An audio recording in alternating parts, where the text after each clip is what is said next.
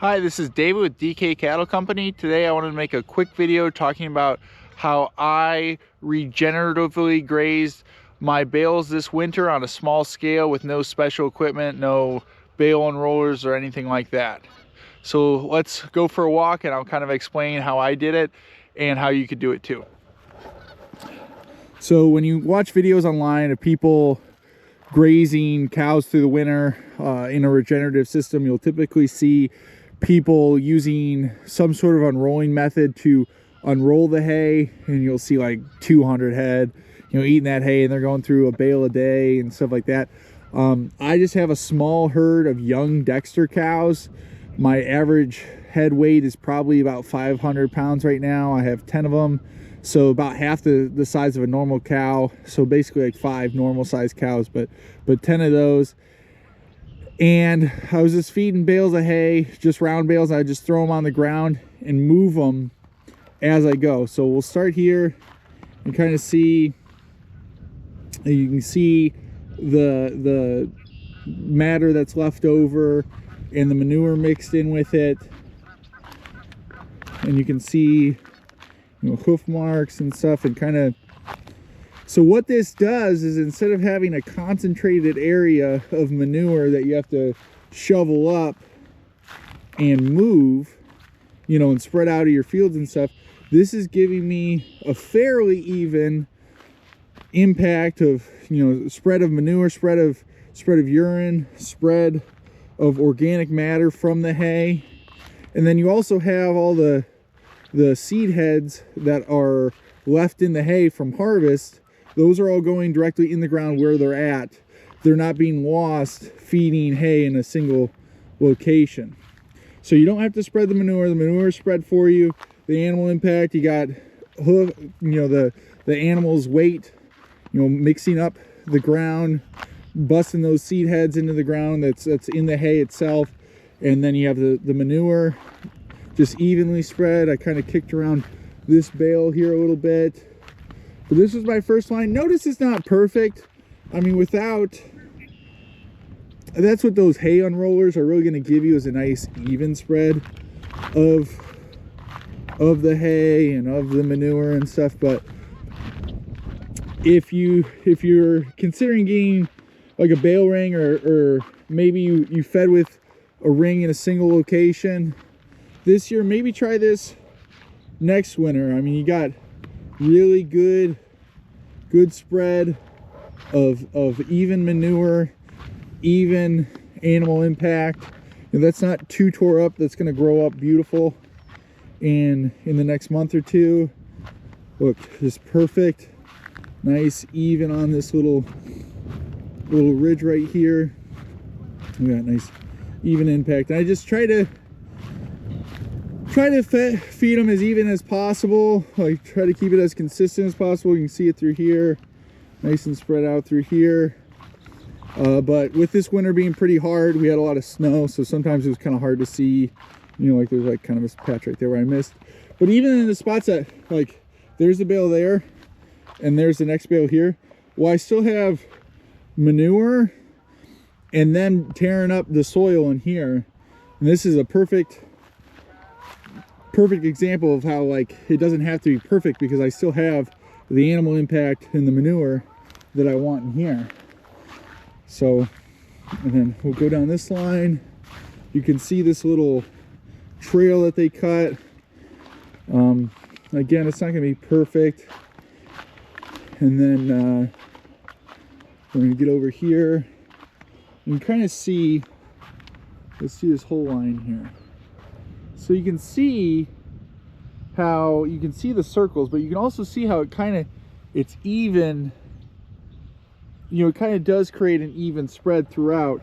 So instead of having to do the extra labor of unrolling a bale of hay, or buying, those hay unrollers are super expensive for what they are. And then, so instead of doing that, just throw a bale on the ground. I mean, I went through a bale every couple days and just moved it.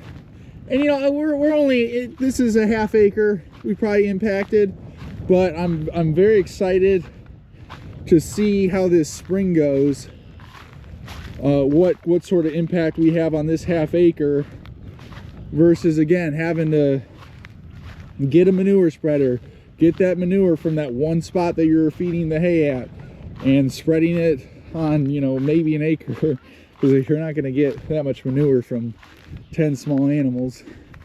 But I mean, look at this manure. You got the nice litter, the organic matter rotting, decomposing, going in the ground.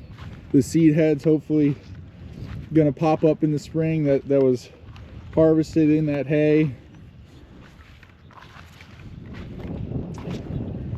Yeah, so I just wanted to make this video to show, you know, real quick, just the impact, sort of what's left over after bale grazing in a more regenerative fashion on a small scale. And then we'll make a video later this year showing how this shoots up in the spring. But this couldn't have gone any better. Like, I really think that it's kind of perfect the way it is. It really turned out really good. This is the impact I was looking for. So we'll see how that impact, how that animal impact, how that leftover hay on the ground, how that comes into play this spring, and how the hay shoots up. I just wanted to make this video because, again, you see videos of people regeneratively hay bale grazing through the winter, but those videos are typically on a much larger scale. I mean, 100, 200 head operations that they're doing. You know, they're unrolling, you know, a couple bales of hay and moving them all the time and stuff.